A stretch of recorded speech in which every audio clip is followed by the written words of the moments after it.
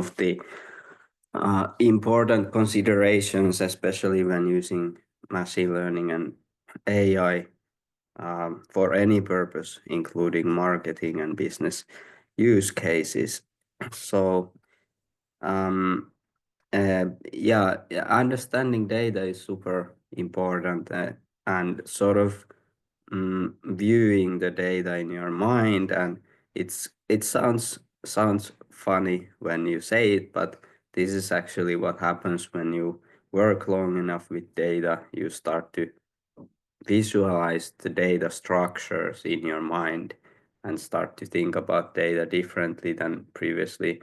So and also then you gain expertise on data sets, and you can immediately identify by looking at a data set if the data set shape has some issue or things like that. So for example, in Friday's practice session, last Friday, we looked at the data set that has a lot of issues. So if you have a routine working with data, you identify such issues very quickly, and you immediately know how to fix them, and so on and so on. So the data needs to be in a tidy structure where you have columns and column names in the first row, and then observations in the following rows, and you don't have any extra in the file, no analysis, nothing, no pictures, no figures.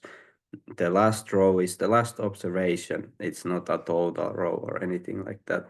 So when we talk about data sets for machine learning, those always need to be clean, and you need to keep the data data set, the observations, always separate from the analysis. So that's one thing that comes to play. So they say that data is oil. So basically all the machine learning models and algorithms rely on data. And this is also interesting because a lot of the companies like Google and Meta, they are sharing some of their code and algorithms publicly, making it open source, but often still they can do this without harming their strategic interest because they are not sharing the data. So the data about searches, about users is proprietary to them, and without the data, then you know the other rivals cannot really challenge them. So who kind of owns the data is at a very big advantage when it comes to modern online business. And this also, of course, applies to retail and e-commerce, like companies like Amazon have such a huge database of customer behavior that it's hard to challenge them when it comes to developing recommenders and so on. And another common saying when it comes to data is that cleaning the data takes 80% of data scientist work time. And this is sort of true in the sense that yeah, you could see last Friday, those of you who participated, that it takes some time to clean the data, to identify the issues and go through it properly, but you have to do, because garbage in, garbage out, meaning that if we just put erratic data there, we get, of course, erratic results and predictions from the machine learning model. So it's very, very important that the data is cleaned and the quality is sort of ensured.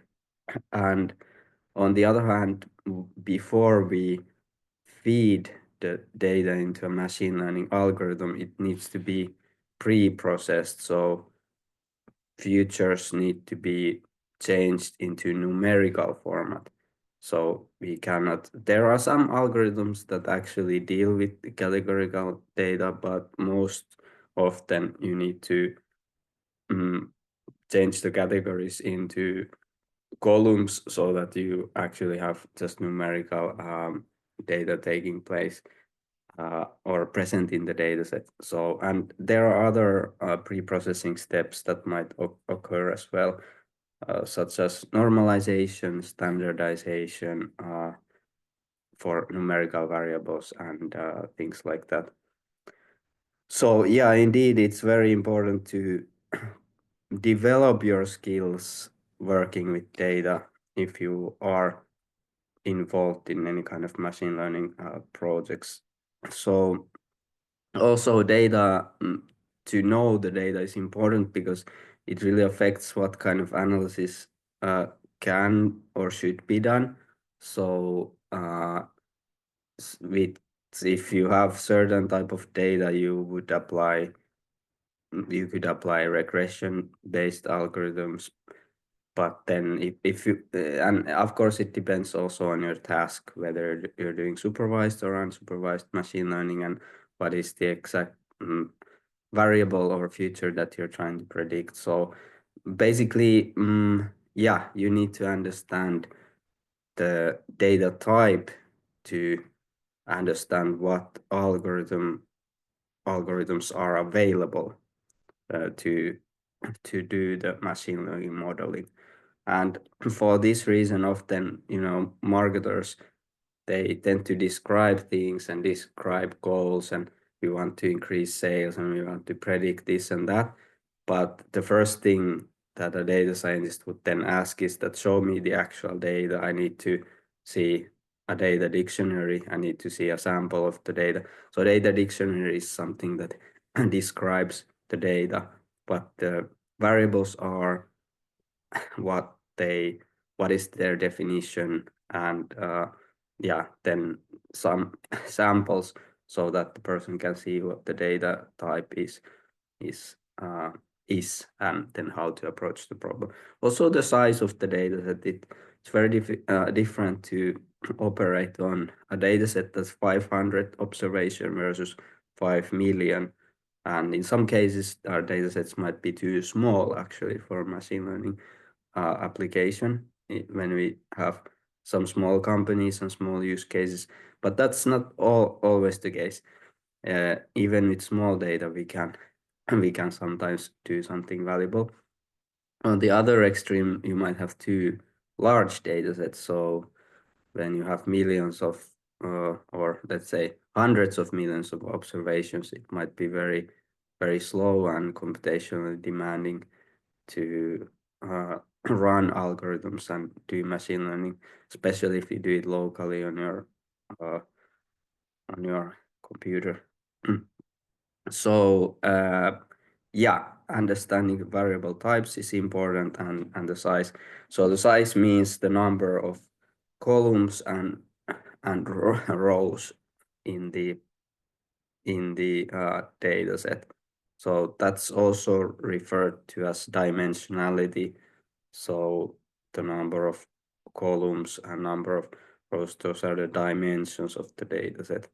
So for example, 500 times 500 is 500 columns and 500 rows. So that's important to get an understanding of how big the data set is when you start working on it.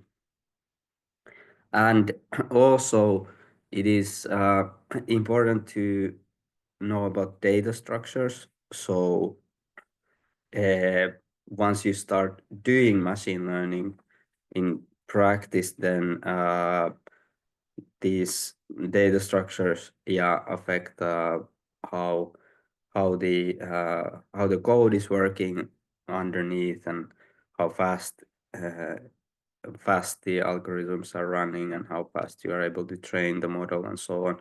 So those kind of things that are mentioned in the lecture notes, like big O notation and so on, are important for understanding that sometimes you have data. Well, you have data and algorithms that affect the speed. So some algorithms run faster natively, and then on the other hand, some data is more lower dimensional. It might be easier to learn from. So both data and algorithm affect the speed of the learning and speed of the inference or prediction. And indeed, this is a little bit provocative, but yeah, there is a big shift in the world from like if you are going into marketing and especially marketing uh, position that relates to technology in technology companies or uh, some company that uses a lot of digital data, you are now approaching like this technological world. So even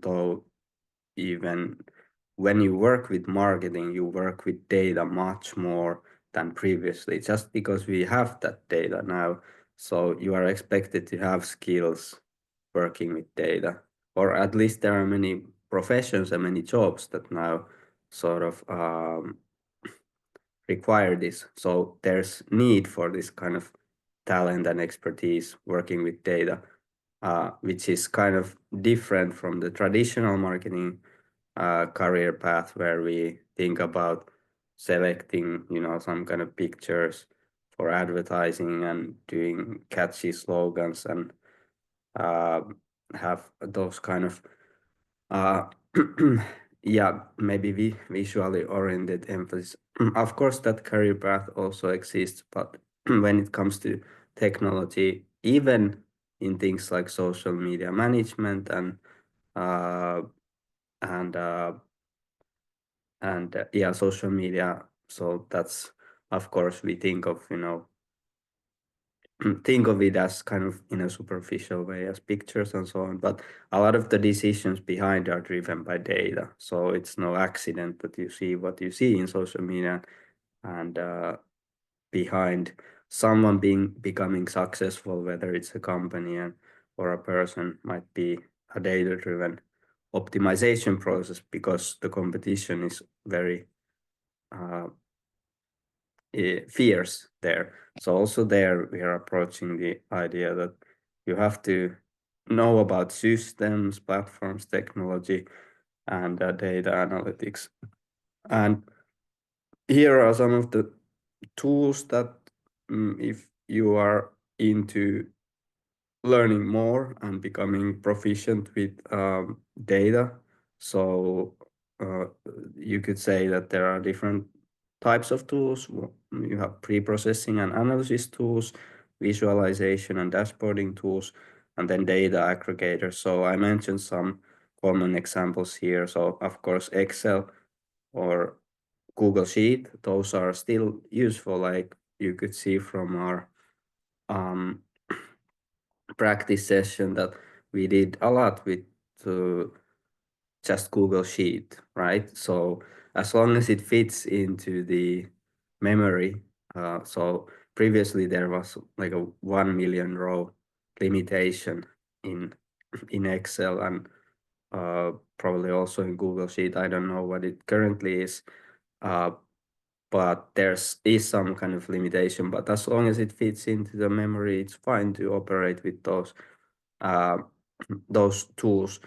If, however, if you do a lot of repetitive data pre-processing or cleaning activities, those are much faster to carry out in Python or R, because it's literally just one line of code, and you can just always upload a new dataset, and if the structure is the same, then you just run the script and it will do all those activities that we took us maybe 2 hours to do.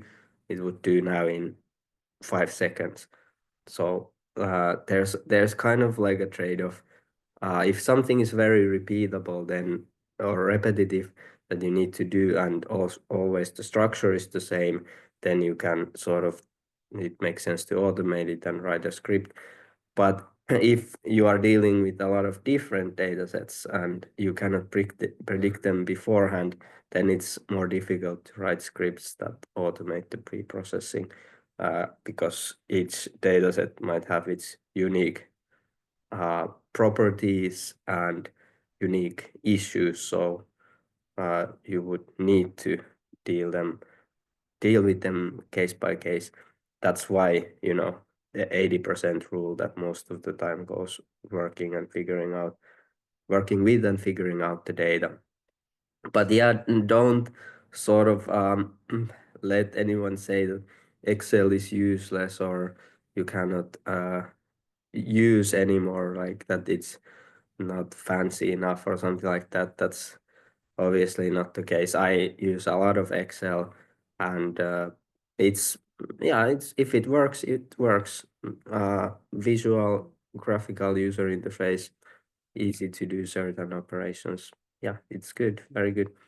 The most common language in data science is called Python, and in the past years there was always this debate: should a person learn Python or R? Uh, I haven't now. It's little bit calmed down because I think Python is the clear winner there when it comes to machine learning and AI especially. So Python has the most advanced libraries for that, and it's used mm, by practically everyone for data science and machine learning. So Python is the clear choice. Mm, R is also, of course, useful language. It's for especially for visualization and statistical analysis. But you can also do visualization and statistical analysis in Python. You have strong libraries for that. So when it comes to handling sort of statistical analysis, visualization, and machine learning, then the best language to learn is Python. And then also important, very important for marketers, I would say SQL. So this is because we have those databases. For example, most of the e-commerce companies' databases are SQL databases. A lot of the companies use SQL uh, databases. So SQL, knowing the scripting language, helps uh, you to navigate those and extract specific information from those tables in a SQL database. It's also, by extension, you can make use of SQL in BigQuery, which is a major database by Google, and now this means that it's not only useful for e-commerce or CRM systems that might be built on SQL. It's also useful for web analytics because BigQuery stores web analytics data. That's the most common use case, that it stores Google Analytics data, and then you could query it using SQL. So this is a language that deals with. I have some examples in the lecture notes about it. I hope you read the lecture notes ahead of the lecture. But so it's about extracting data, extracting specific information from the table. So this is very useful. I remember back in the day, maybe around 10 years ago, I had one student, and later on that student got hired by Rovio, and he got promoted into sort of good positions there. And he once came back and gave a guest lecture, and he said to students that the main reason why he got the job was that he knew SQL, because so few marketers knew SQL that just because he knew SQL, he was hired, and then that became a sort of a very good thing for him. I think nowadays the challenge is that, well, the situation is the same. Probably many of or most of you probably don't know SQL, right? So the same is now with marketers, the same situation. So marketers still don't know, or marketing students still don't know SQL. Um, but now the jobs, like this Rovio game analyst job or something like that, so now it's being sought by people who come from computer science, for example, and they know SQL. So now marketers are sort of at a disadvantage because they don't know the basic skills.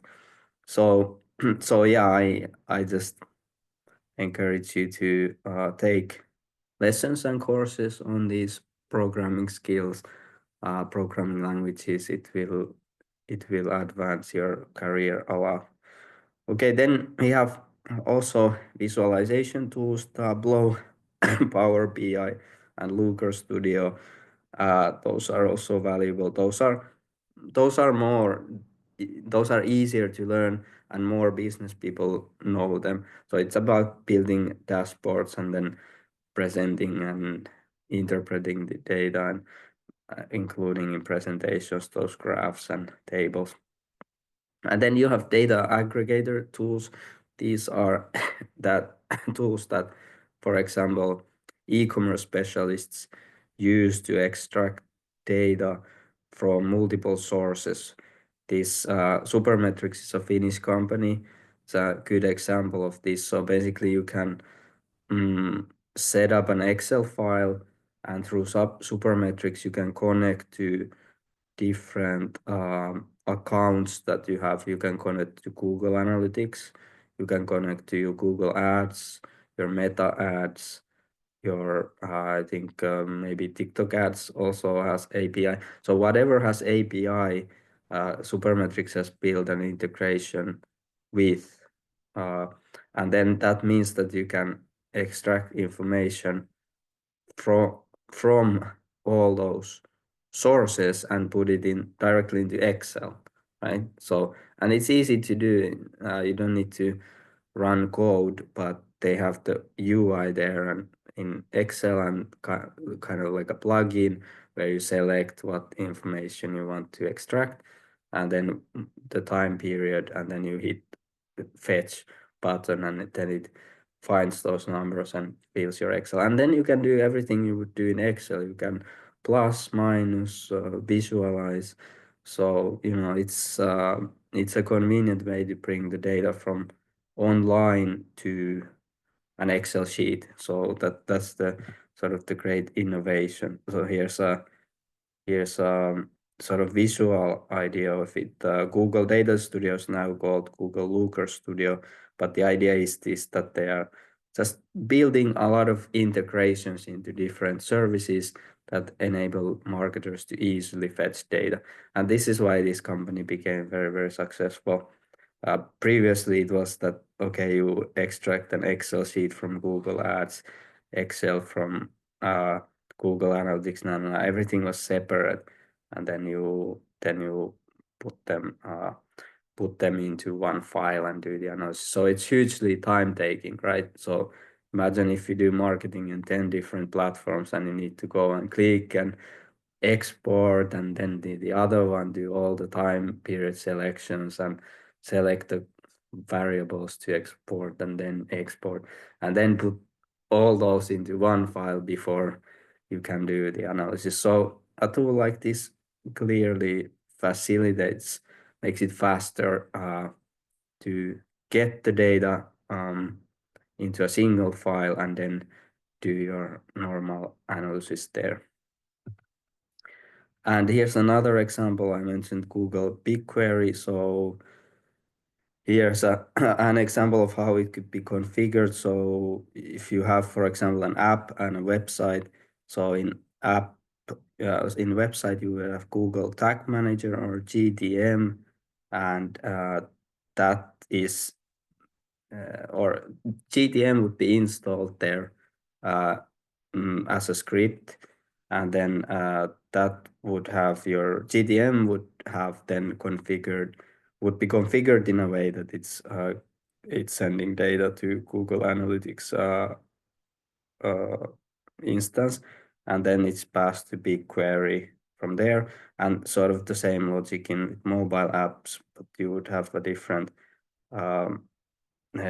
this software development kit implementation. It's called Firebase, and then it's data to Google Analytics, and that to BigQuery. BigQuery would have the data in raw format, and then BigQuery can be queried by Google Spreadsheet or Google Looker Studio or Tableau to do the actual analysis that business analysts would do. So this looks and sounds a bit complex, and for sure it is.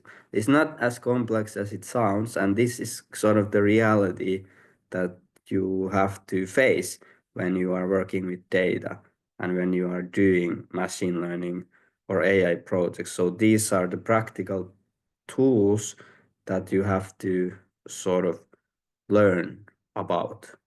That's why I'm sort of mentioning these examples. But you still have the need for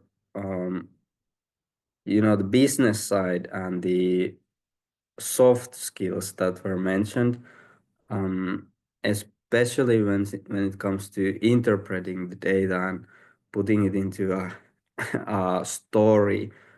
Well, data storytelling is an idea that basically speaks about how do we communicate the data most effectively to people that don't know about data, like executives or managers, or those they don't understand how the data was collected and so on. So in many cases, in some cases they might, if they work in companies like Google and so on, they know these things very well.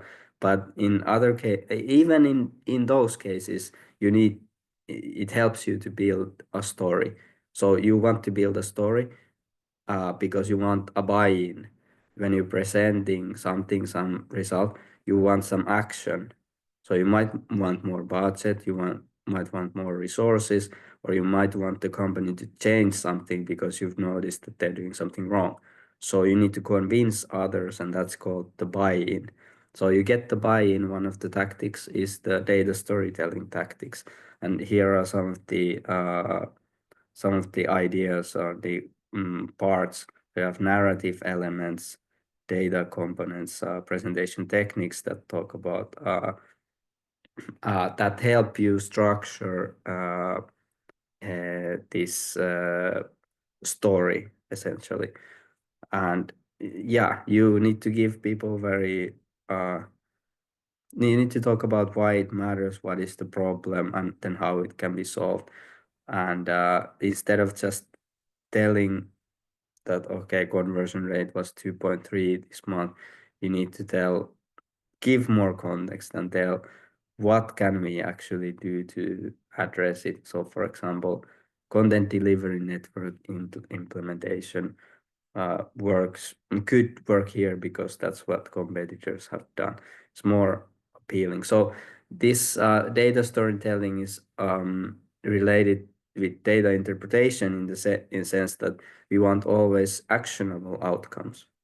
Like especially nowadays, we don't want to just report descriptively.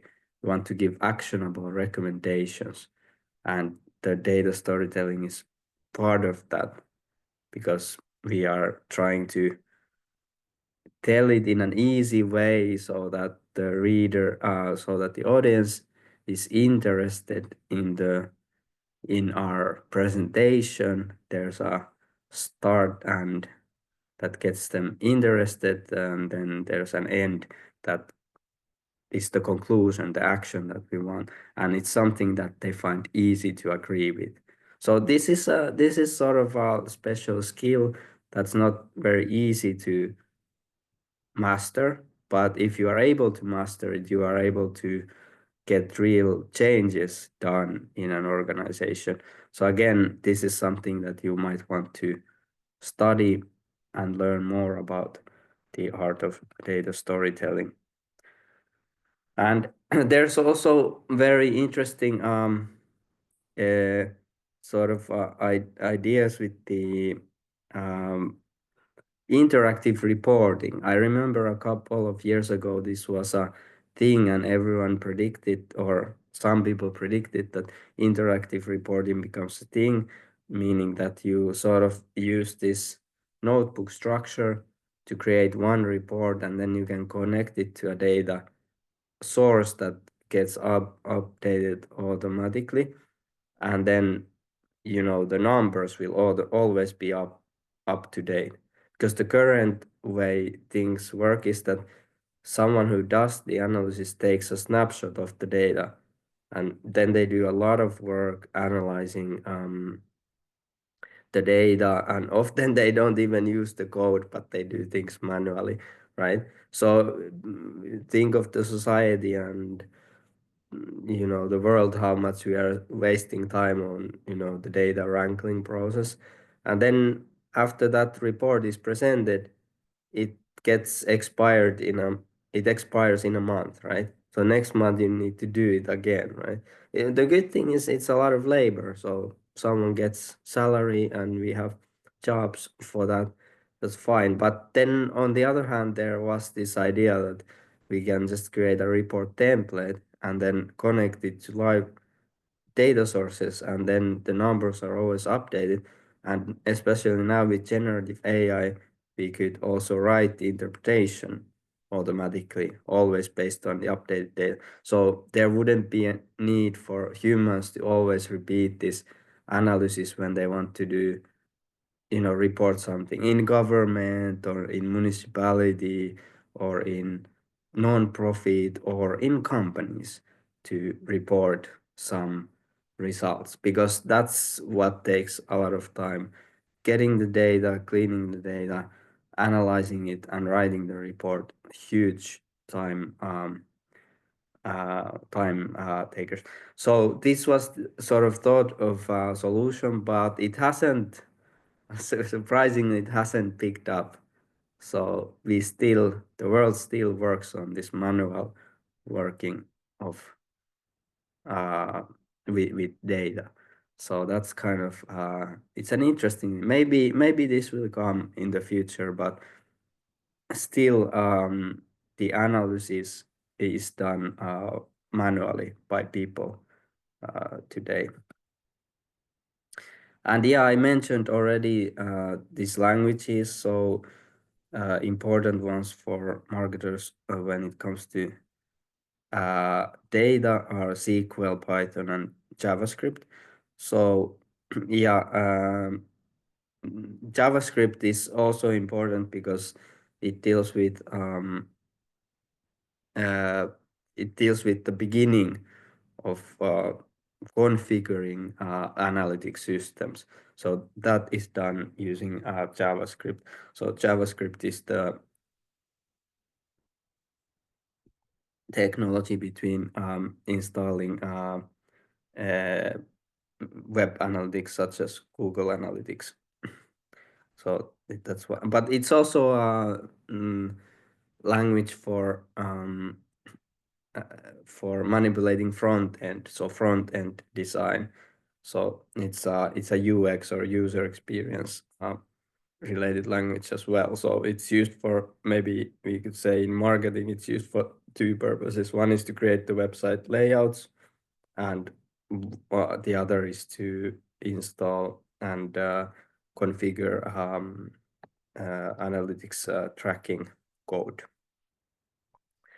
Okay, so basically we are as marketers, we are sort of at a difficult like bind here, because we are kind of competing with computer scientists and a lot of other people who have these skills that we might not lack, we might not possess. So my sort of message here is that we still have good strengths and ability to compete in the workplace by having sort of relatively small steps up to learning about data, to learning the basics of a couple of programming languages. And when you combine that with the substantive expertise about business, about how customers think and operate, then that's a very strong combination.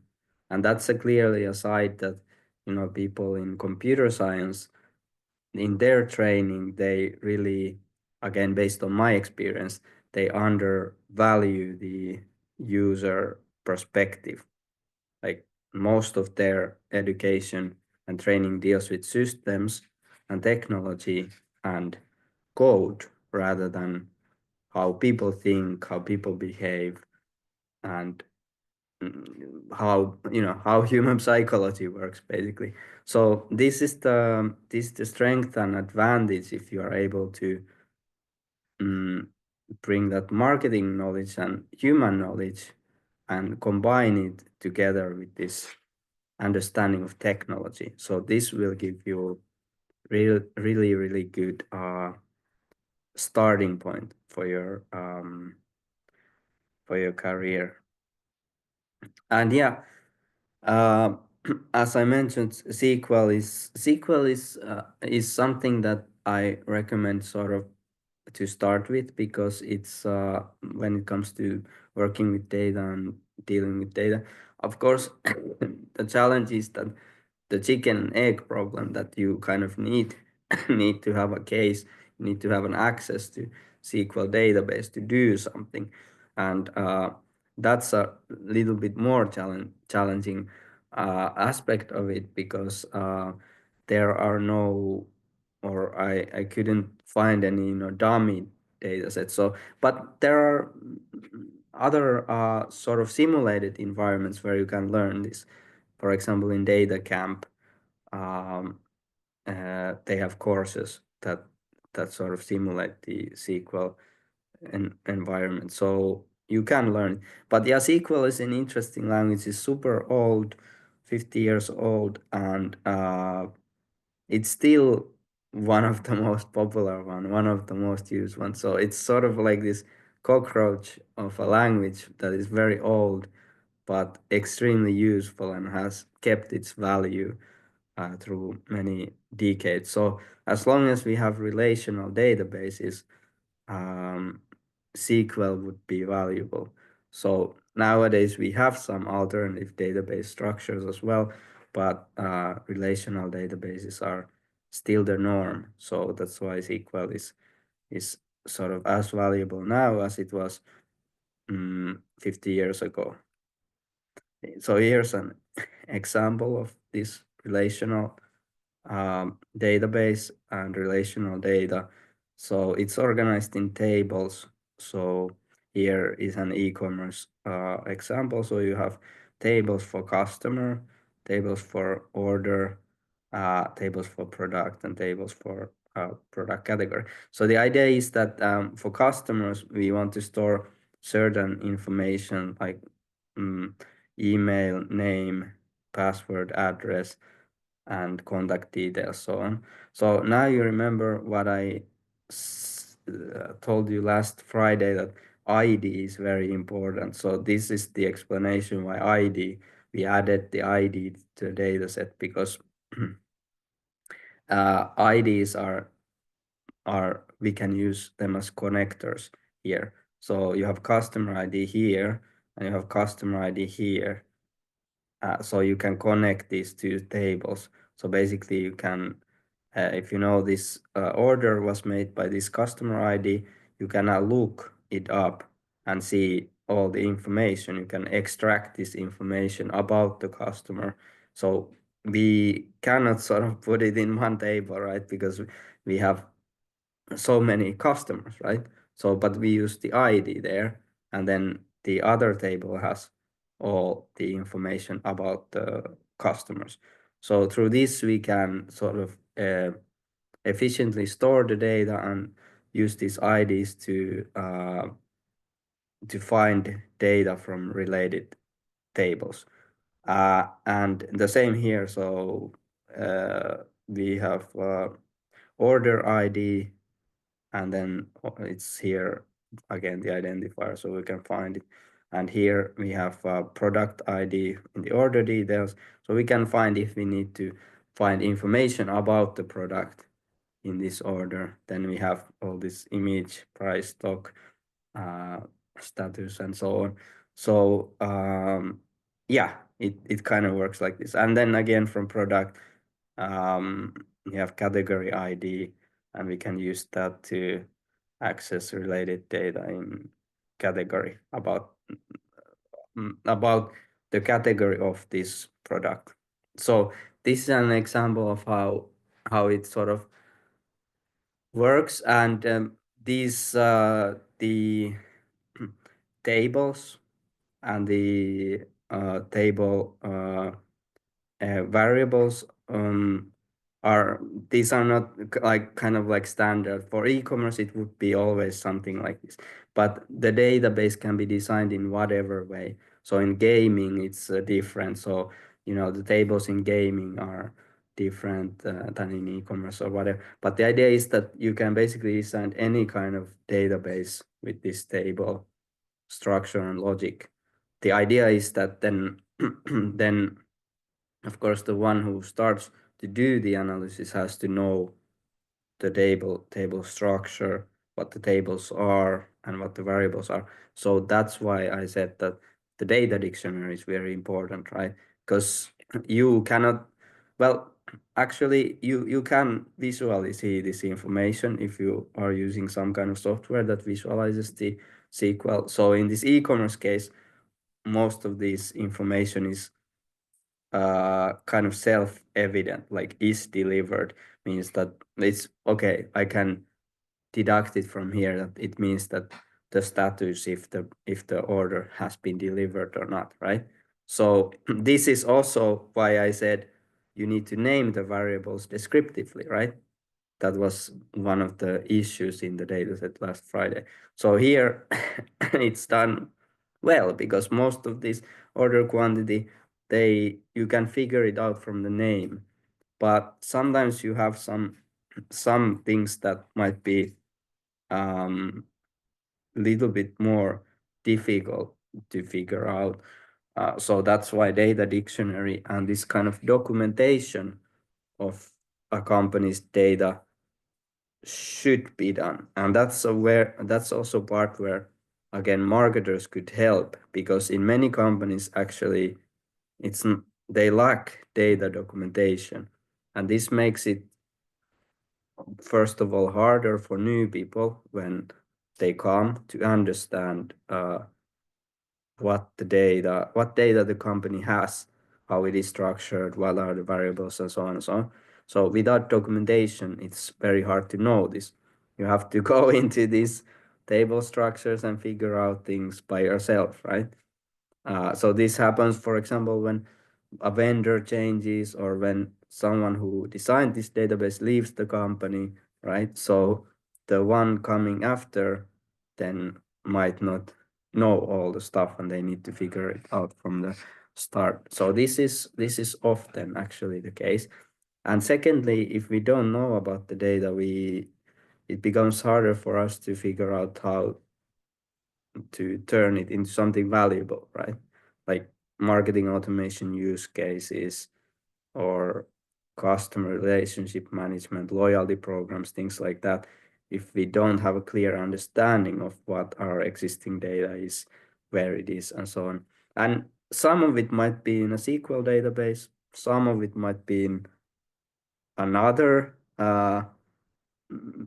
database or somewhere in MailChimp or GetResponse or whatever external tools we use. So the data might be also fragmented. So that's why a good data documentation would kind of describe where our data is and what is that data actually. So this is something where marketers uh, could be helpful in an organization.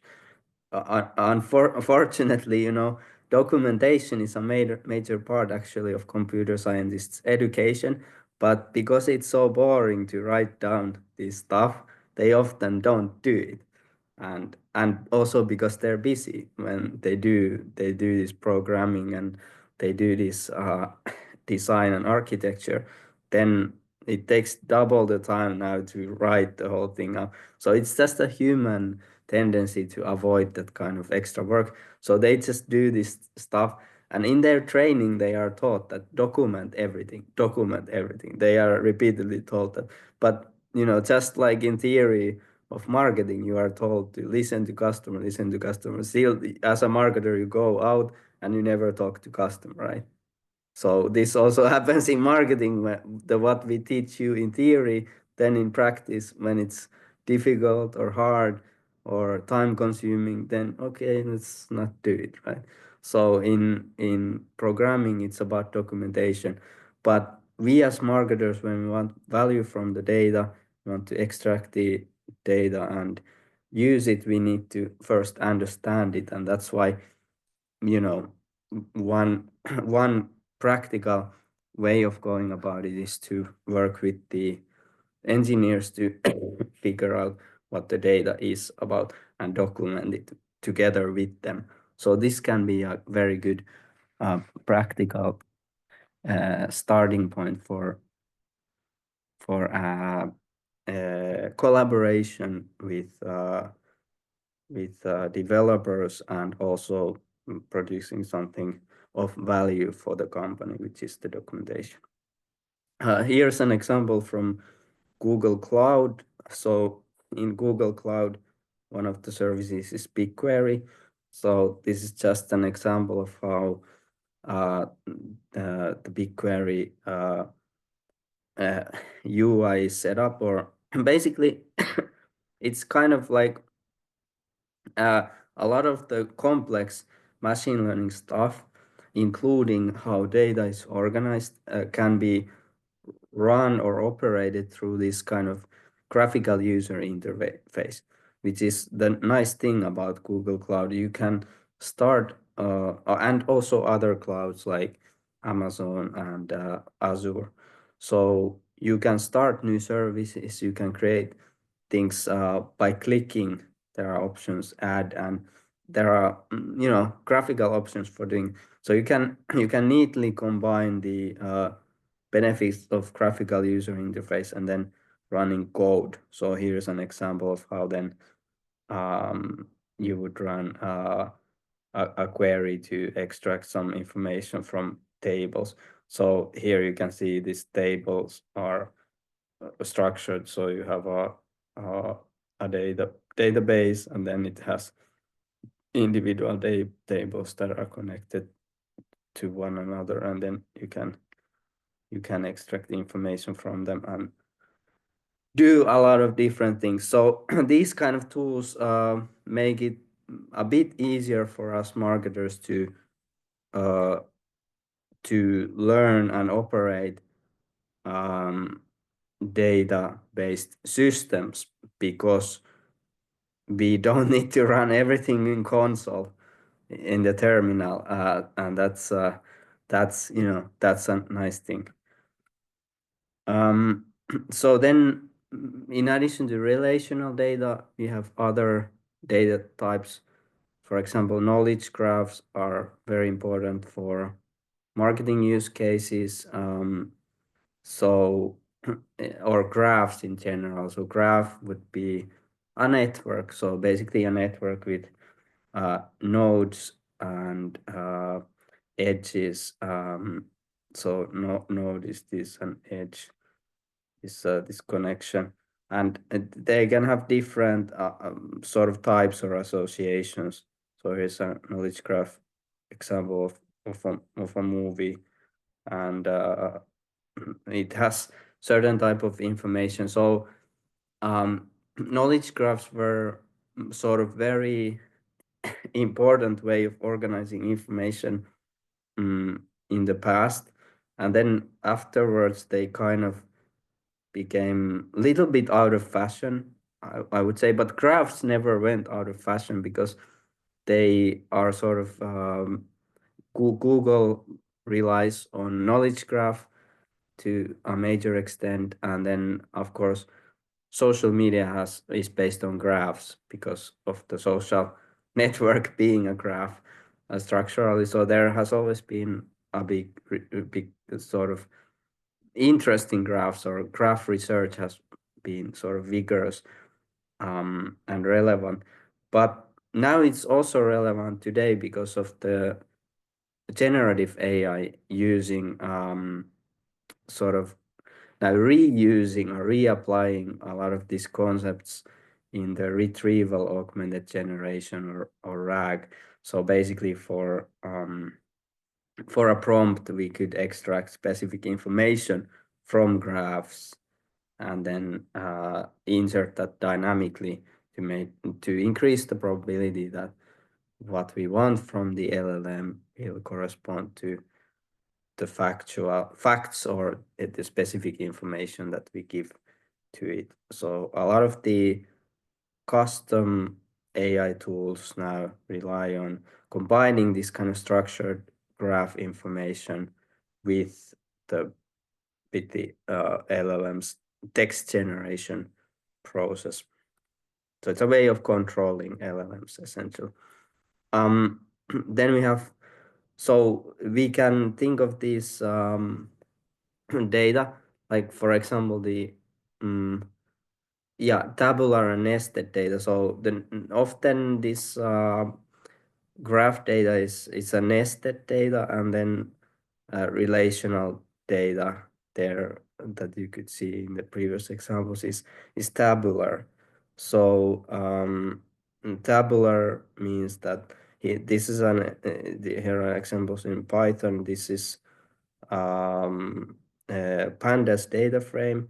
So data frame is sort of like a table, but it's a table for the computer. So it's a sort of like it exists while we run the code, but let's say a table is more permanent structure, but data frame is a type of a tabular data structure. So customer ID, three instances, and with their corresponding ages, corresponding last purchases, corresponding total purchases, corresponding favorite categories.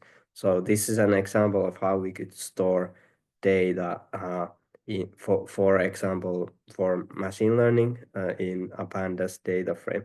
So now this data frame can be used for some, for example, training a machine learning classifier.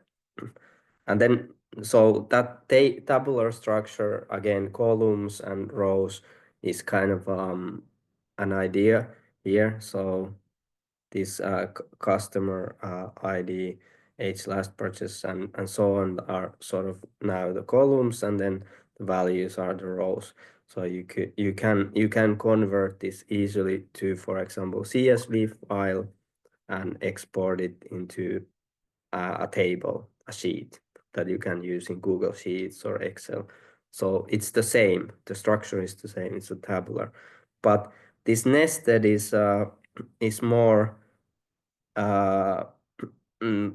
contains sort of the data in a nested format. So it's not now tabular, but it's inside inside a customer one. We can have the customer's profile, then the customer's purchases, the customer's preferences, and those can have sort of all kind of subgroups like categories, brands, the dates, and so on. So this corresponds more with a graph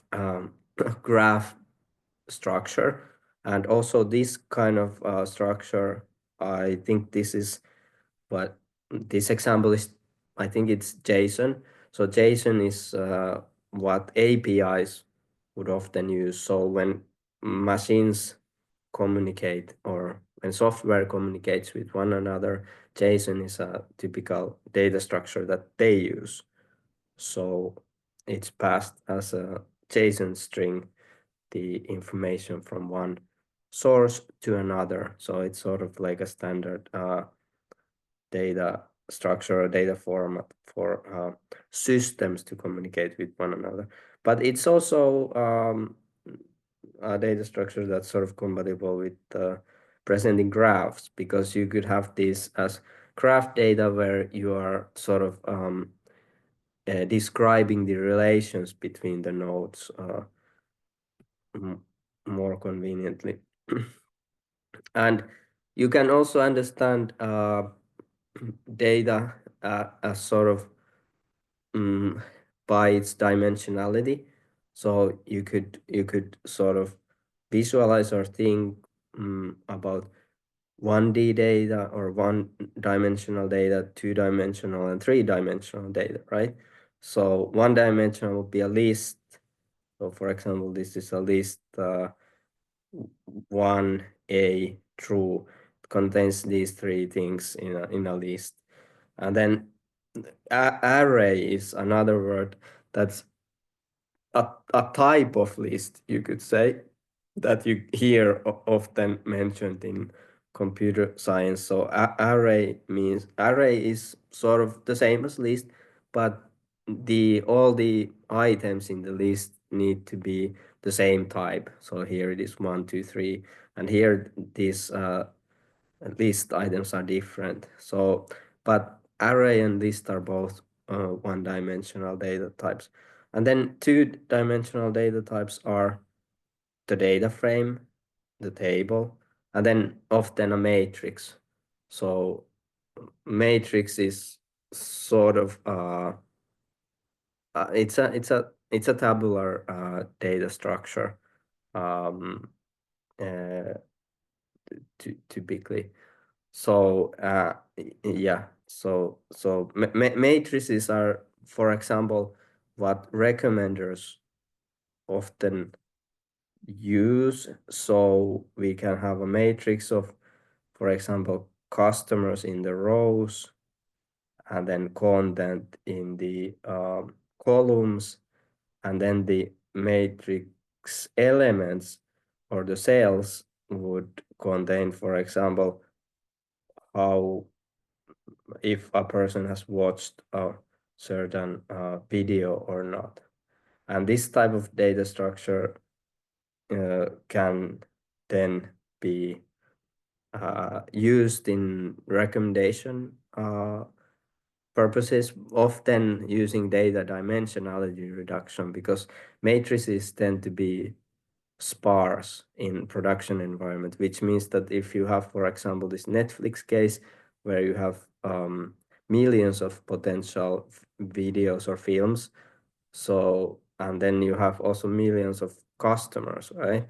So the dimensionality is very big, but most customers have not seen most films. So the value will be zero. Or maybe, so sparsity means that we don't have an observation for that. So we don't know if you have, I mean, you have not seen a specific film, so it will be zero. Most films of the world you haven't seen, so values will be zero, and this will be for all the millions of people. So sparsity, the number of zeros there can be huge, like over 90% of the data is just zeros. So dimensionality reduction deals with compressing that data set by eliminating a lot of the zeros, sort of.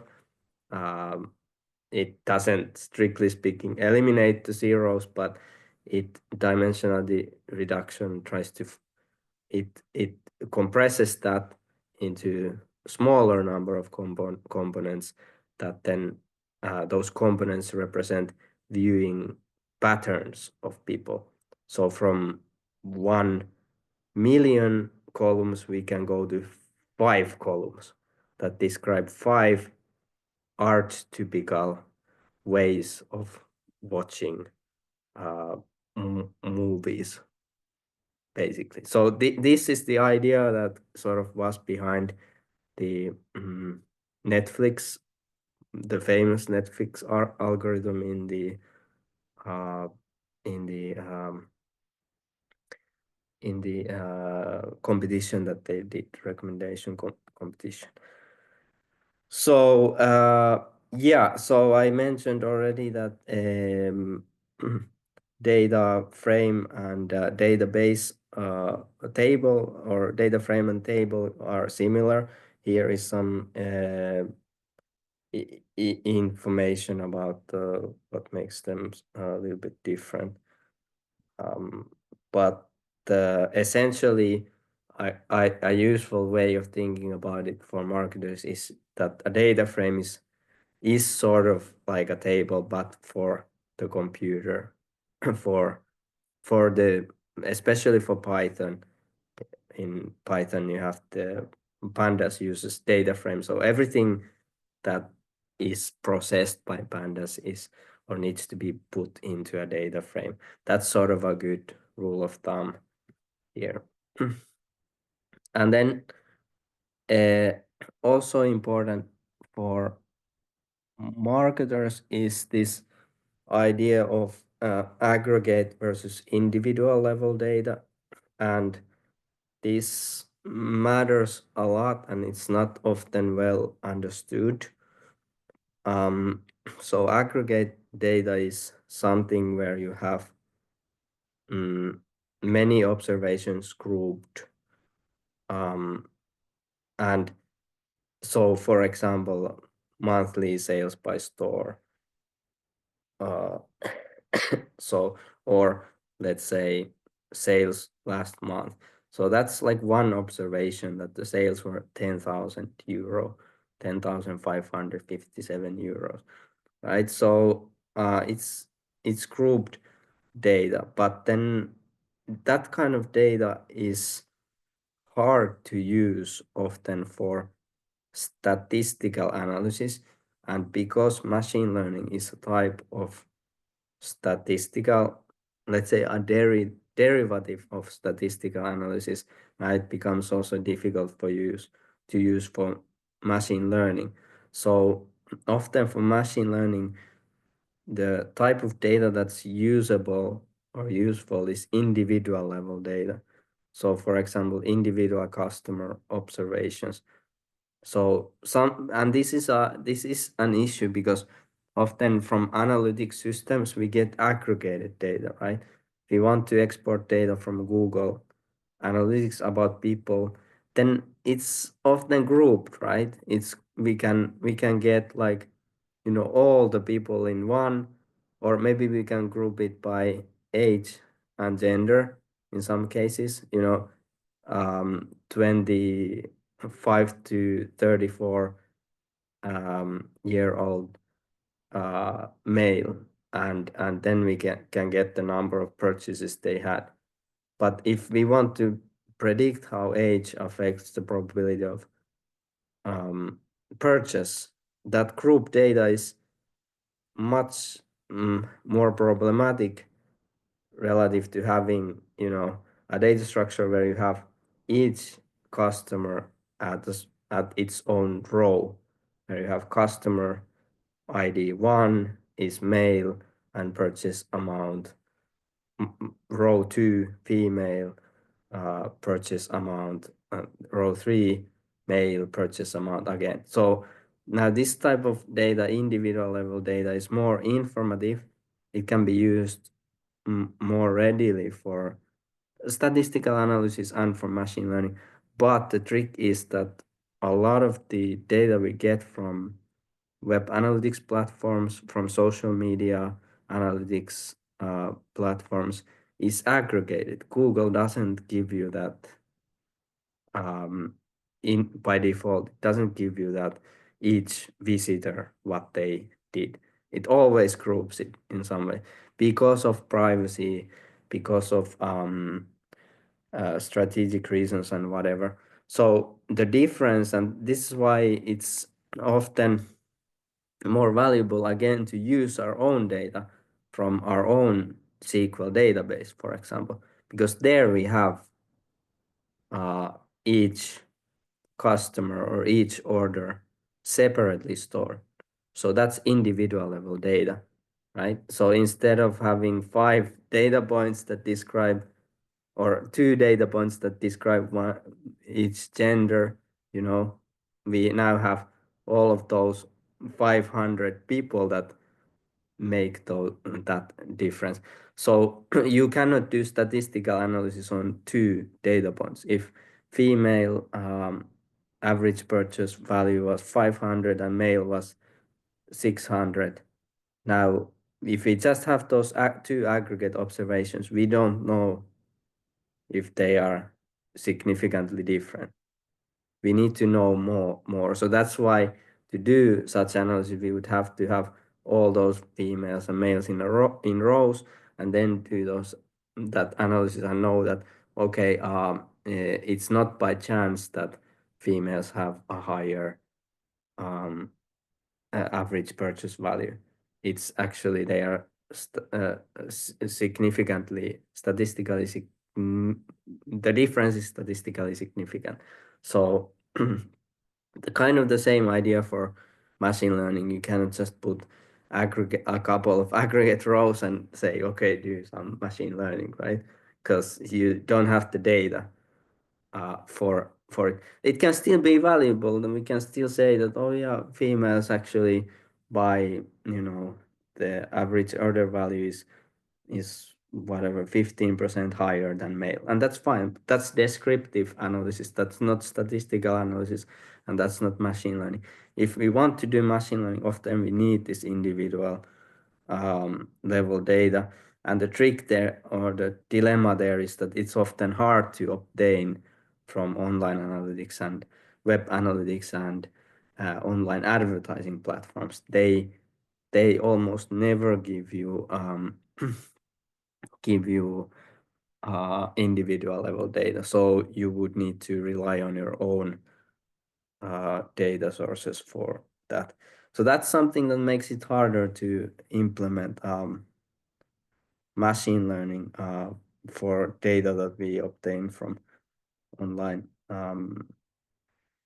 platforms, because it's often in an aggregate level. Yeah, and then we can ask if it is necessary to do statistical analysis or not, and that's a fair question. Well, basically, this is again, machine learning is a derivative of statistical analytics.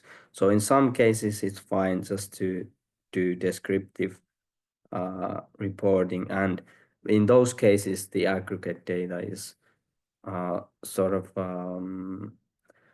of useful. But if you want to be more certain that something is not due to chance, that you see a difference like 5%, if it is more robust, if because the point of statistical testing is to show or test whether the outcome or the difference is due to is likely to be uh, regardless of chance. So yeah, a lot of the differences are very small, and this is like 3% difference, 5% difference. uh Oftentimes people draw too much, or even if the difference is big, like 50%, let's say, oh, we got a 50% increase in sales. That sounds like huge, right? But if the increase was from 3 pieces sold to 6 pieces sold, or hold on, that's 100% increase. Sorry. But okay, let's take that example. 100%, it's even bigger, right? But the increase is from 3 pieces sold to 6 pieces sold. Now, would you be very confident about this difference? Would you say that, okay, it's a reliable finding? Statistically, it will not be. Statistical testing would say that this can be because of random chance, right? So often in these cases, and then again, in some cases you have 10% different, and that doesn't sound like much, right? But if we have thousands of observations, then we can do a statistical testing, and it can in some cases show that, oh yeah, it's actually significant. It's not due to chance. There is likely a real effect there, a real difference, right? So a lot of this stuff we cannot do if we use aggregate data. But anyway, I want you to remember this. It's very important to remember that regardless of the size of the difference, think about always the absolute where you're starting from. If you have very tiny, small number of observations, don't even talk about it. Don't even say 100%. It's useless. Just say we don't know. We don't have enough data. Because I've seen in many companies, especially they're obsessed with the weekly stuff. and they can look at specific categories, specific products. They don't have enough data, but because they need to say something, they are saying these things like 100% increase from 3 to 6. That makes no sense. That's like just a noise. So by accident, people bought it this week more. So that's the thing. We shouldn't really even talk about it. So that's something I want you to take away. Okay, good. So then about structured and unstructured data, that's also something that we have that you hear often when we talk about machine learning. So structured data is something that's organized, usually in tables, and it can exist in databases. It can contain numbers, dates, strings, different data like this. Um, so unstructured data is not yet accessible or organized in a tabular format or in a structured format, tabular or nested or whatever. So it's not organized, and that's like most of the data is like this. So it's some kind of documents, images, audio, video, email, spreadsheet. So that kind of data that's not structured, but it could be data or it is some sort of data, makes most of the digital content, let's say. The thing is that here all these types of data, images, video, audio, can be transformed into structured format and is transformed. It has to be transformed into structured format for any algorithm to be able to process it so that we could use it in prediction or machine learning. So everything can be put into a structure. And this is one of the things I have here earlier, this principle. If you can put it into a table, it becomes manageable. So this applies for machine learning. If you can structure um, something like audio, for example, you turn that signal into sort of numerical format, it becomes processable by machine learning algorithms.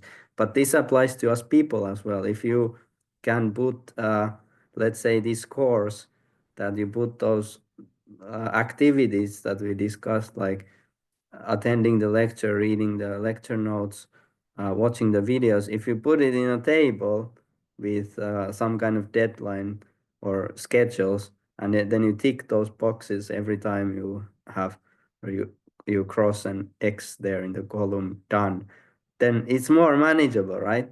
But if you don't have a plan, you don't have a process, you haven't put it into a table, now you're just randomly going, oh, maybe I do this, maybe I do that. And you probably do nothing, and then you will also not achieve the goal. So this, yeah, thinking about data and data structure is very powerful because it can also affect your own behavior and help you create routines that serve toward you achieving your goals, whatever those goals be. And this can be anything. It can be about learning, but it can be about getting fit, having more exercise, eating more healthy. Again, everything you can put into a table becomes manageable. So that's why that's one interesting analogy between understanding ta- data structures and managing your life better.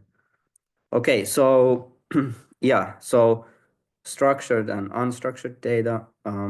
So the unstructured data can be is makes most of the data, but it can be put into a structured format for it to become useful. But don't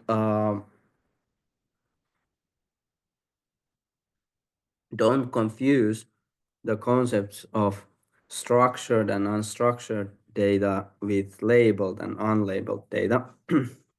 So I had this last year in the exam, someone said that structured data is always labeled data and unstructured data is the same as unlabeled data, but that's not the case.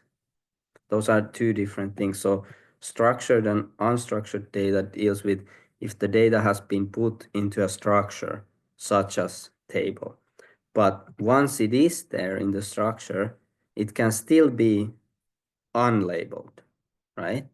So what a label means is that the data has it has the marked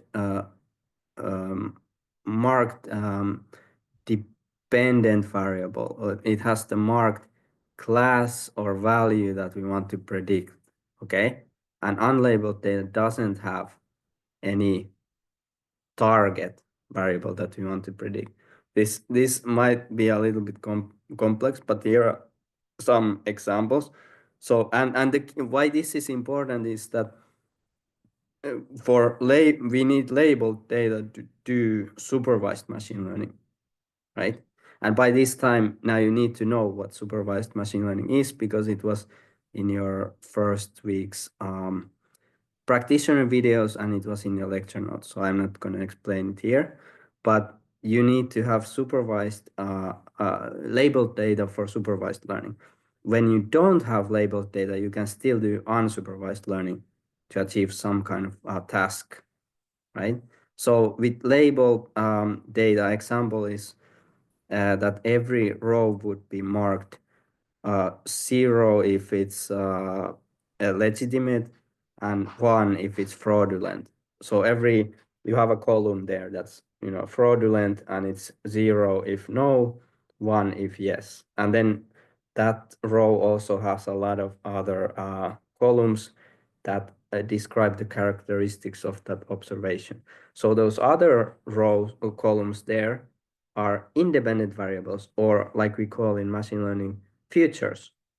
And then that last one, the fraudulent 0, 1 is the target variable or future that we want to predict based on all those others. So again, this is very similar to statistics. It's kind of can be so seen as a statistical analysis problem or a machine learning problem. If we want to develop a model that is now predicting for any future observation that we don't yet have, if it will be fraudulent or not, then we view it as a machine learning problem. If we want to know about the associations between those other variables and what predicts basically whether something is fraudulent or not, then we would view it as a statistical analysis problem, right? So this is the difference between machine learning and statistics, is that machine learning, we want to predict future cases and we develop a model for that. But in statistical analysis, we want to know about the relationships between the variables to maybe write an academic paper or do a report on it. But we are not expecting to get a bunch of other new cases coming where we have to continuously be predicting if it's fraudulent or not. So this is the main difference between machine learning and statistical analysis. But yeah, for a supervised machine learning model, we need labeled data. So this fraudulent, non-fraudulent would be binary classification task. Customer churn here is also binary. These examples are not binary classification tasks, but there could be also multi-class or regression tasks, which are part of the supervised machine learning. But when we have unlabeled data, then we can still do things, machine learning tasks with data. So in this case, we might want to group it. So if it's a customer data, we might want to cluster it. So clustering would show typical groups in the data. We could use anomaly detection to see if some observation is particularly high or low. And then these other use cases we also have. But yeah, so unlabeled data, we don't have a target variable there. You also need to know that the same data set here, for example, customers data set that has, for example, customer age, gender, lifetime value, location, things like that. It can be seen both as as a labeled or unlabeled data, right? Because if we choose that, for example, now we take the gender there and we decide to treat it as a dependent variable. Now that becomes our label there that we are wanting to predict, right? And the other variables or features there become our predictors there. And now we develop a model that's predicting if a customer is male or female based on their behavior or their other known attributes. But if we don't treat it as such, now it is unlabeled data and we just put it in the clustering and all those variables are treated by the clustering algorithm to find the clusters. So this is somewhat, arbitrary of what we call labeled and not. So it depends on how we what kind of problem we are solving. Okay, and then we have test and training test and test set, and these are important. This is an important dichotomy in understanding data for machine learning. So again, this is also mentioned in the lecture notes, but here, so training set is, well, typically we have this one data set that we have collected, and then we split it into two parts. One is the training set, other is the test set, and this is the core like tenet or principle in machine learning, that we have this test set. It's sometimes called holdout sample or holdout set. So we're holding it out, and we use only the training set to train the model using some machine learning algorithm, and then we get that model. So that model is now fed samples from the test set, right? So typically test set is 20% or 30% of the data, but that depends on how big our overall data set is, right? We have 10 million records, we could have 5% as the test sample. That would still be a huge and probably representative of the attributes we have in the or the distributions we have in the training set. So anyway, we'll feed that. And so this was not part of the training, these samples that it's now seeing. So it has not been exposed to them. If we would test on the same data or partially same data we used for training, this would be a strong violation of machine learning, like holy rules. It's called information or data leakage.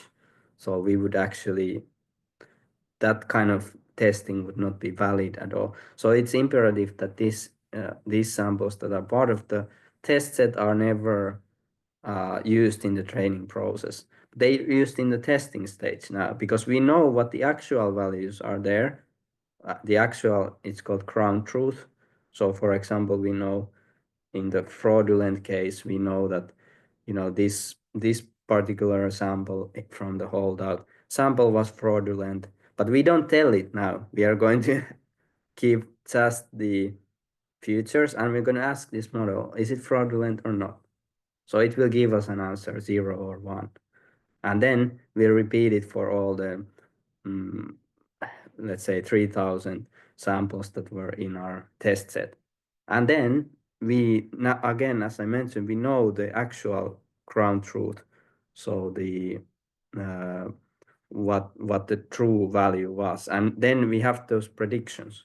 So now we have two columns here. We have 0 and 1 prediction, and then 0 or 1 ground truth or gold label. So we know, okay, this first one, it was predicted 0. Second one, the real value was 0. Okay, it's correct. The second one, 1 and 1, correct. The third one, 0, but the real value was 1. So that's false. So basically, we just count how many were correct and how many were false. And we get the accuracy. So if accuracy was 50% or half of them, then it's 50%. But for this type of problem, now we need to figure out, is that accuracy good?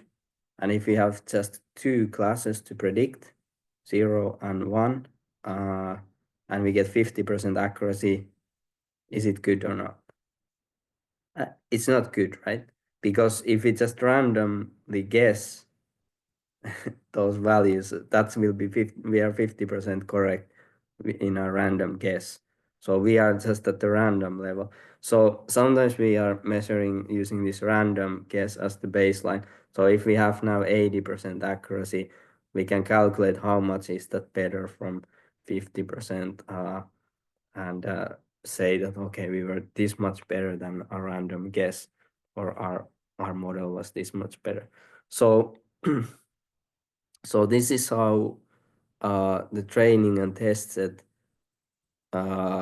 work, and it's usually the split is done randomly. So we would randomly assign 30% or 20%, depending if we're using 80-20 or 70-30 split, which are the most typical ones. We would randomly assign each observation in the dataset into one of these groups until we have that 80-20. However, if we have specific classes there that are, so we could have multiple classes that we're predicting. For example, is this news story about sports or politics or entertainment or environmental issues? So that's 4 classes. And then in our data set, we would have only, it would be imbalanced. So the data set would have only 5% of the observations would be environmental, right? So now if we randomly assign those or make those test and training sets, what happens is that that class that has very small, that minority class that has small number of samples in our data set might not be represented at all, right? Because or maybe it has like three samples in our training set. Depends again on the size of the data set, but it can often happen that in imbalanced cases the minority class is not properly represented in the training and test set. So that means that the model would not likely learn very well to predict the environmental issues case, for example, if that's a minority class. So how we can address that is through stratification. So we make sure that when we assign those samples in training and test sets, all of them include an equal number of samples from all of the classes. So or until we have used all the samples, or let's say that 80-20 needs to apply for all classes, right? So environmental class also has an 80 and 20. So it can partially help this problem, but of course, if it is a case that we the absolute value of sample is very small in one specific class, then the real answer is go out there and collect more samples. So if you have just 5 cases of some class, it's not enough. So we need to, so these kind of things we would typically find out when we look at the data and we look at the value, the distribution of different classes there. And our next Friday's exercise, we will hopefully do this. So we can then get an idea of how balanced or imbalanced the dataset is. Often datasets in the wild have imbalance. I've never almost seen a perfectly balanced dataset. Like imbalanced datasets are the norm. So that's why this kind of issue can come, and we have to consider it when we are training, because of course we want our classifier to be good at predicting sports, predicting politics, predicting also environmental issues, right? If it's just good at predicting sports, let's say sports are most of the cases in our training and testing. So if our training and testing mostly consist of sports, the classifier might show a very good accuracy, okay, 90% accuracy, but it's 90% only because it learned very well sports. But the minority classes, those were very minor in our training and tested, so they don't show up now in the evaluation. So we get an artificially. So that's why we might look at class specific performance results. So we might look separately how well the predictions are working for sports, how well they are working for entertainment, and how well for environmental issues, and then the others. And then we might see that, okay, sports is 90%, but environmental issues is accuracy is only 50%. So, okay, we have an issue there. The the classifier is biased. Okay, so that's an important consideration. And another important consideration here is that the test set, or let's say the data set that we are using to assign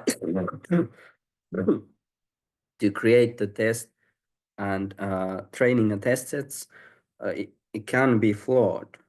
So this is actually a major issue that often is kind of ignored in machine learning, which is that if our dataset that we collect today is very good at representing today's condition, but, or let's say representing Finland condition today, right? So we develop a nice model, we get high accuracy. So now we're going to say, oh yeah, this is, so whatever it is that we're predicting, let's say it would be Finland weather in November. So it would be very good. But now we are going to say to the world that, oh yeah, we have a better, perfect weather prediction model, right?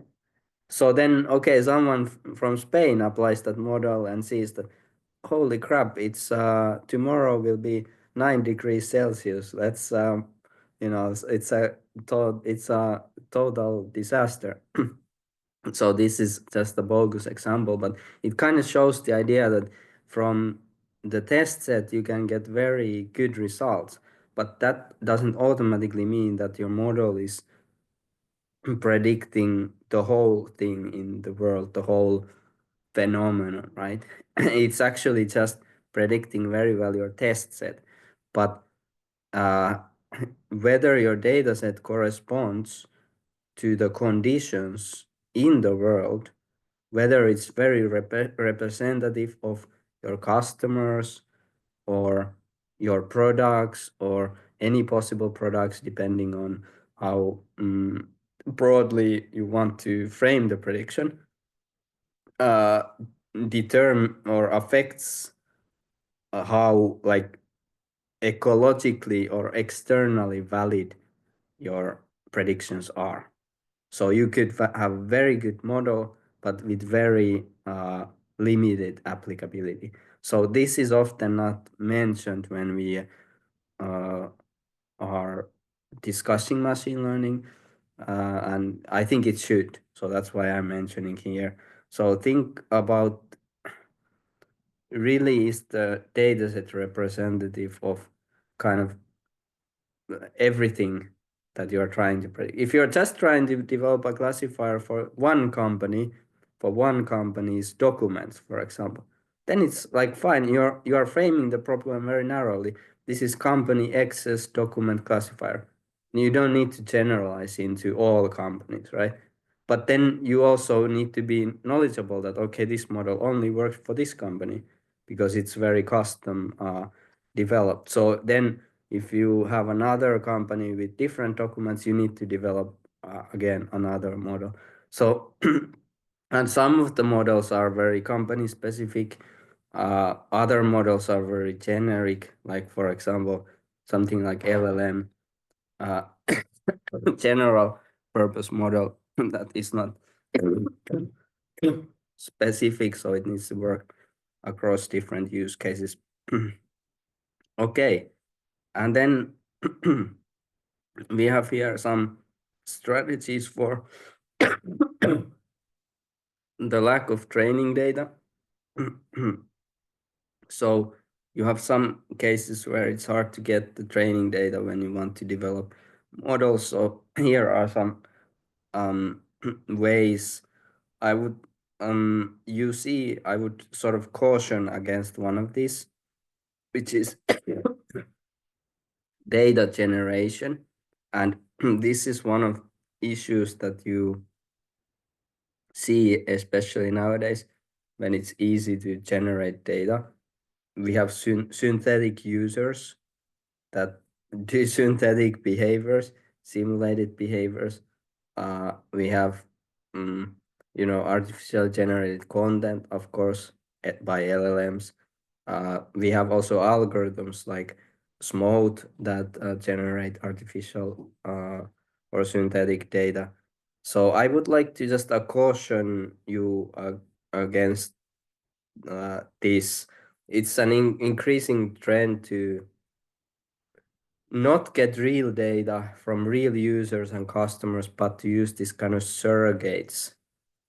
And now some people in machine learning community have pointed out that it's not okay, but it's still, by many machine learning engineers, they approach the problem as very strongly, any machine learning case as let's maximize the accuracy problem. So if they can generate a lot of fake data and increase the accuracy through that, they might do it. I've, I've seen this kind of thinking both among academics that, why are you not using smooth or testing data augmentation, and also practitioners trying to solve machine learning problems. So for you, I would say be cautious about data augmentation, and if you see it applied in your organization or by engineers you work with, don't just accept that idea without challenging it, right?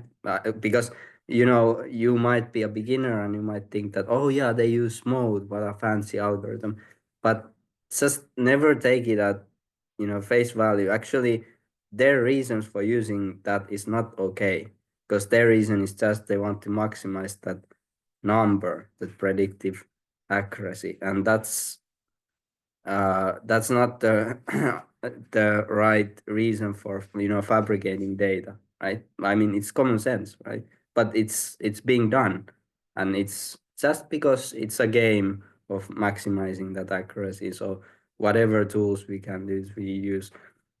it's it's a problematic way of thinking. So as marketers, we need to be, I think, very adamant about the data quality, and especially when it comes to data about users and customers, that it's actually real data.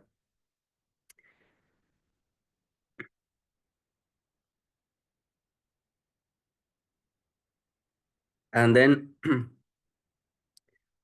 One thing also that you should know is this idea of big data, that it's actually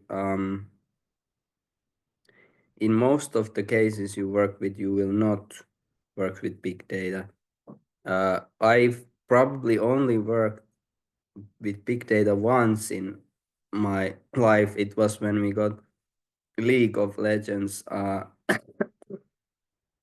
transactions, and we got like 1 billion records, which was just 3 months of their chat history. A billion record. Wow, that was huge. We had to figure out, or not we, but our engineer had to figure out new libraries just to work with that data.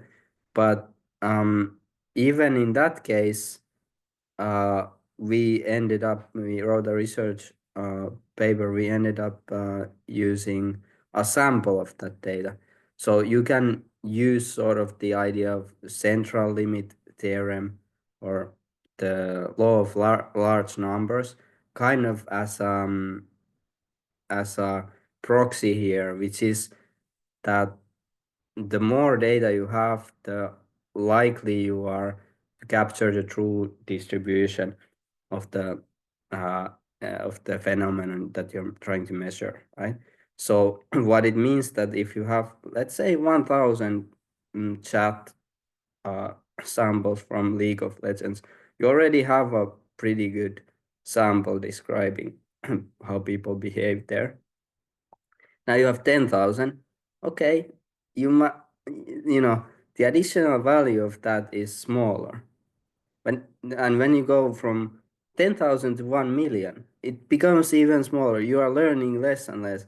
You're just seeing the same thing over and over again, right? So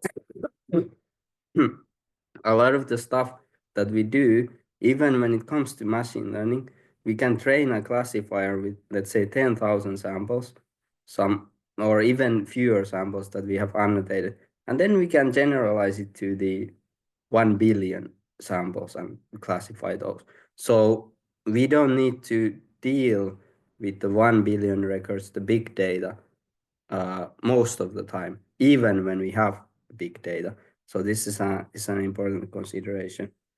The file size, I don't remember how big it was, but it was I don't remember. File size was not the problem, but then, yeah, not directly, but then when you load it to memory, this, this data frame thing is very good. Data frame in Python is much more memory efficient than Excel file, for example. That's one reason why data frames are strong, because it takes less memory to store that information than an Excel would take, for example. But but yeah, this it was so big that I think there was a tool library called Dask. So so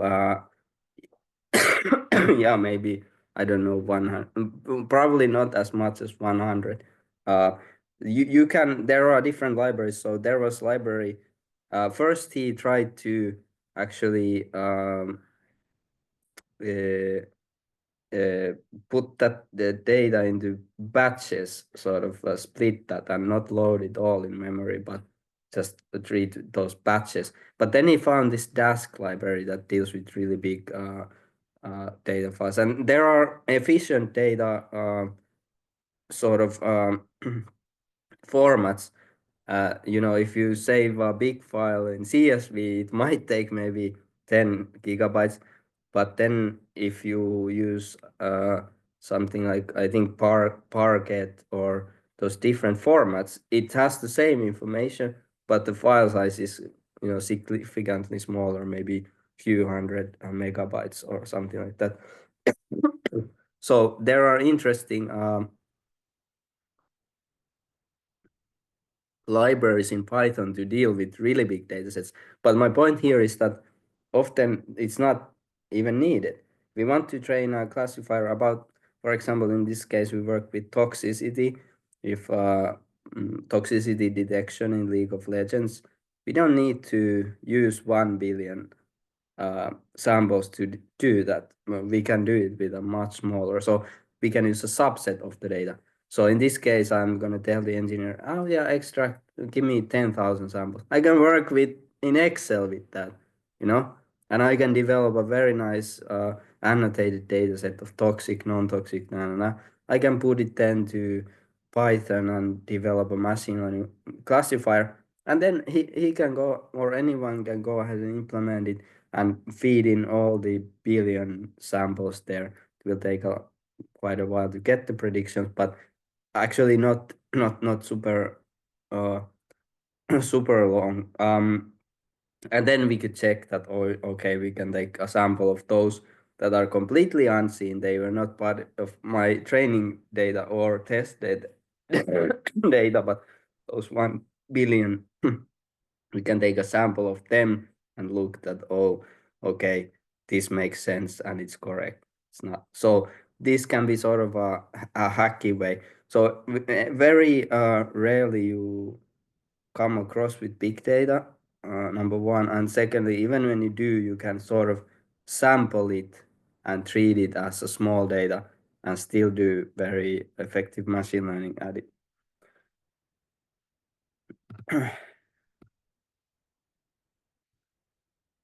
And then, yeah, there are a few cases. How do marketers work with data? So cleaning, annotation, EDA is very important. Pre-processing, and then the UX aspect of how we can design incentives to collect the data. That's also part of the process of working with data and understanding data, uh, especially nowadays, because we need to give incentives for people to give their consent, give their information, first of all, and then give their consent to use that information for marketing purposes. So who is doing that? Who is giving them? I mean, you can ask and the person, okay, hey, why do you want my data, right? What are you going to do with that? So marketers play a role, right? We're going to tell them transparently what we're going to do, and then we might give them additional benefit that give us your phone number so we can notify you when your gift card is about to expire. Okay, that's valuable. I will give. And then but we need to tell also that we will also use this for mm, well, phone number is not a good machine learning future because it's very unique and it's just kind of like not directly usable for machine learning. It would be useful for marketing automation. So then you might say that we use this also to connect it for um, improved conversion tracking because you can put the phone numbers hashed, so completely securely and like hidden to Facebook in Facebook conversion API.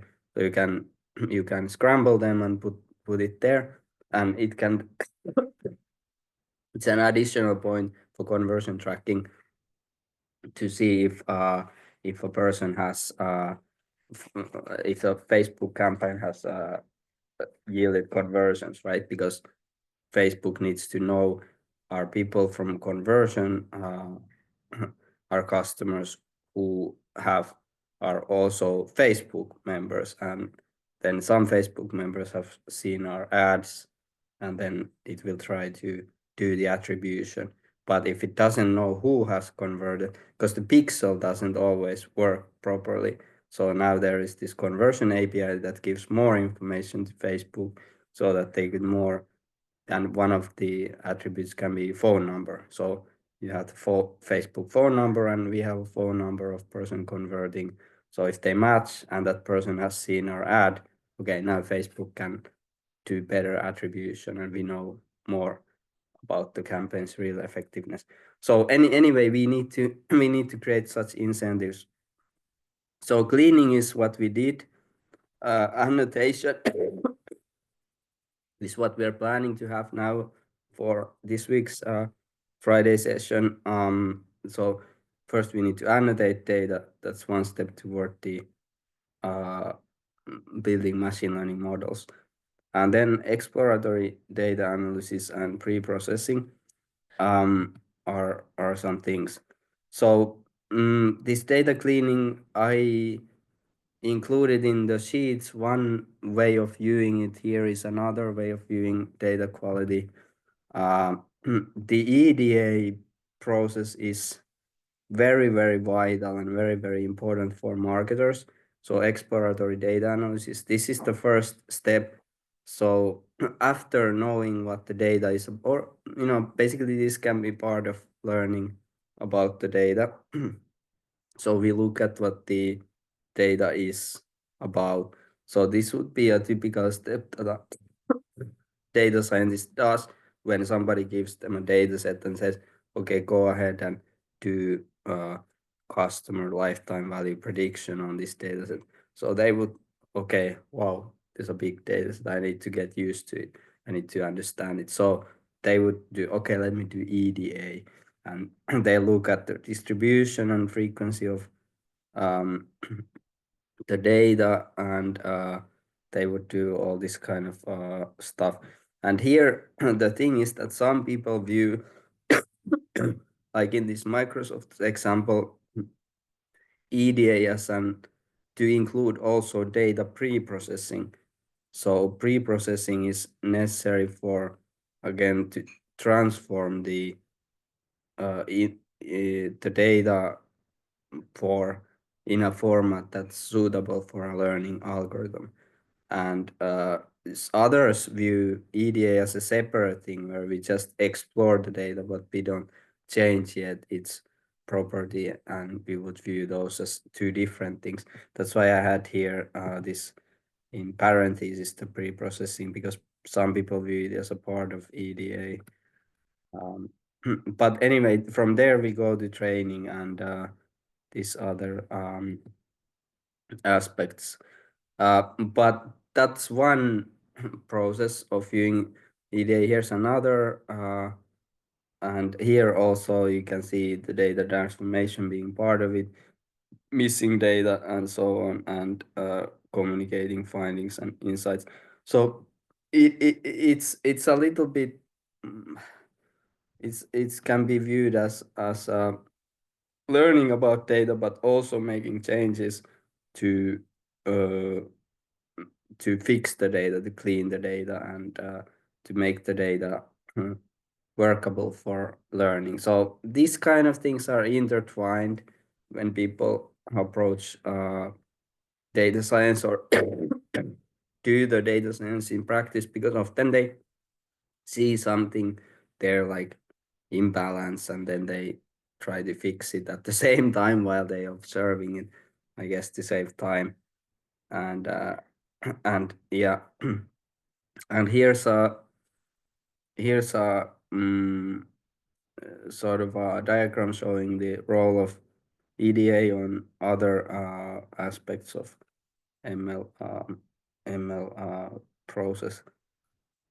And so data pre-processing, one example is the one-hot encoding. I think this is useful because it kind of clarifies what that we have these rows here. That could be, this could be some customer values of customer color preferences. So machine learning cannot, it doesn't, if you put a string like red or green, yellow, it doesn't know what it means typically. So you would transform this. You have three values here: red, green, yellow. So you're gonna have a red and green, and then for this first row, red 1 and green is 0 because there's no green. Sorry. So what you have to do here is that you drop the yellow column. There's something called dummy variable trap. Uh, that's problematic. So, but this depends. I have included in lecture notes a footnote about this, but it's a problem for methods that use matrix inversion, like regression type of methods, linear or logistic regression, they might not converge because of this multicollinearity imposed by having all these three dummy coded. So it's a bit technical, but if you would use neural networks or decision trees, then it's fine to encode all the dummy variables. But if you encounter this problem of not converging algorithms, then it might be because of this dummy variable trap.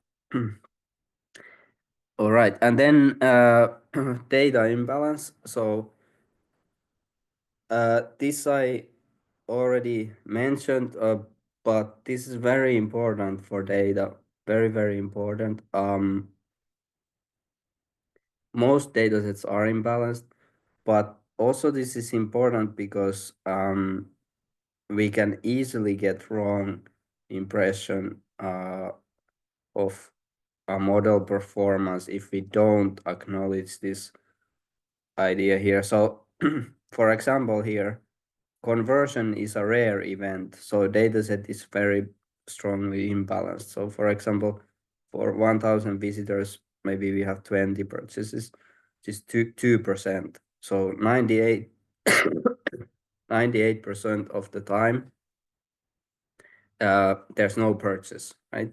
So if you just design a model that always says no purchase, always, it will be 98% accurate, right?